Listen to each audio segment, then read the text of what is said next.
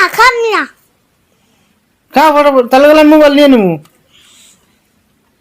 খাও খাও খাও, ময়না খাও, ময়না খাও খাও, তাড়াতাড়ি খাও, বেশি খাই শেষ করে রাখবো, মোটা হবা, এরকম মোটা হবা। হ্যাঁ তুমি খাও খাও,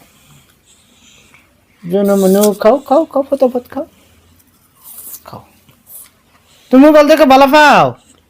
হ্যাঁ দেখো দেখো আমার সোনা মাও, যে আরো ফটাফট খাও। তুমি মোবাইল দেখো, আমি খিলে দিই। হ্যাঁ হুম হুম, তাড়াতাড়ি খাও। কয় খাই তাহলে? খাও, মনে হচ্ছে খাও খাও খাও খাও।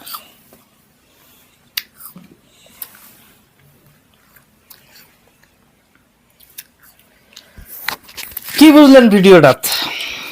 বর্তমান প্রত্যেকটা ঘরেই এই যে একটা সমস্যা।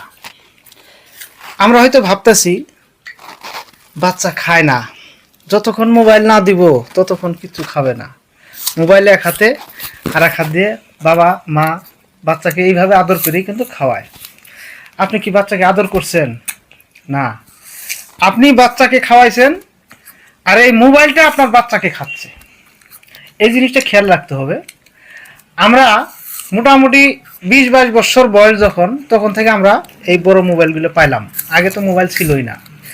তো আপনি নিজেই চিন্তা করুন যে আপনি যদি আধা ঘন্টা 1 ঘন্টা এক হাত আসছে মোবাইল দেখেন, চোখের মধ্যে পানি চলে আসে, মাথা ঘোরা শুরু করে, মাথা ব্যথা করে, তাহলে এই যে বাচ্চাটা এতটুক মাথা, এই যে কুমলা মাথা, এই মাথায় আর এই চোখে আপনি যে এই সব সময় মোবাইল হাতে দিয়ে রাখছেন, মানে আদর করে, এতটাই আদর, আমার বাচ্চা মোবাইলের মধ্যে সব কিছু বের করতে পারে। এটা আবার বাবা মা মানুষের কাছে গল্প করে বেড়ায়, আমি আশ্চর্য হয়ে যাই।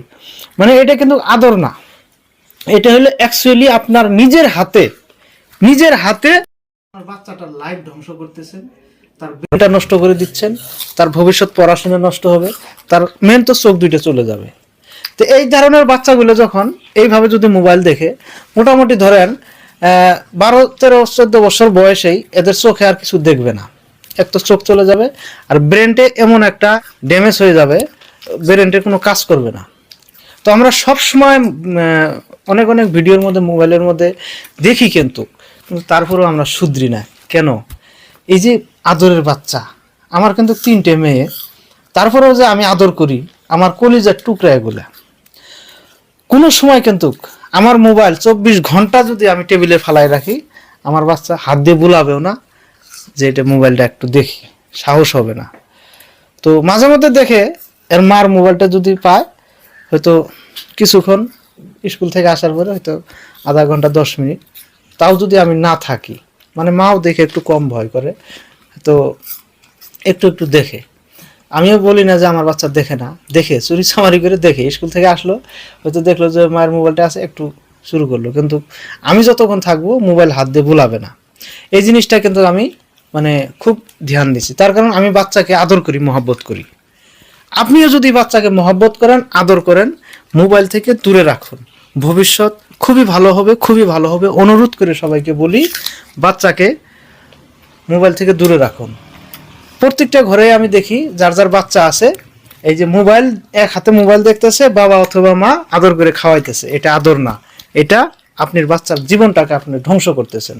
তো প্রত্যেকটা বাবা মাকে যদি বর্তমান যুগে দেখেন, কোনো বাবা মাকে যদি আপনি বলেন যে আপনার বাচ্চাকে এটা করো না, মানে ভালো কথা যদি আপনি বলেন, তাহলে মানে মনে মনে এতটাই রাগ হয় যে আপনাকে মনে ভর্তা করে খাইয়ে ফেলবে। যাকে আপনি ভালো কথা বলবেন, সে আপনাকে মনে মনে গালাগালি পারবে। কাউকে বলার দরকার নাই, নিজে নিজে আমরা ভালো হওয়ার চেষ্টা করি, মোবাইল থেকে অনেক দূরে রাখার চেষ্টা করি বাচ্চাকে। আর রাতের বেলায় মোবাইলটা আমরা মিনিমাম 1.5 থেকে 2 হাত ফাঁকে রাখবো, শীতনে রাখবো না। আমরা কিন্তু মোবাইল দেখতে দেখতে শীতনে রেখে দিই না। সবাইকে খেয়াল রাখতে হবে, সবাই এই জিনিসগুলো খেয়াল রাখবেন, অনুরোধ করে বলি। সবারই জীবনটা ভালো হোক, সবারই শরীর সুস্থ থাক, এটাই শুভকামনা করি সবার জন্য।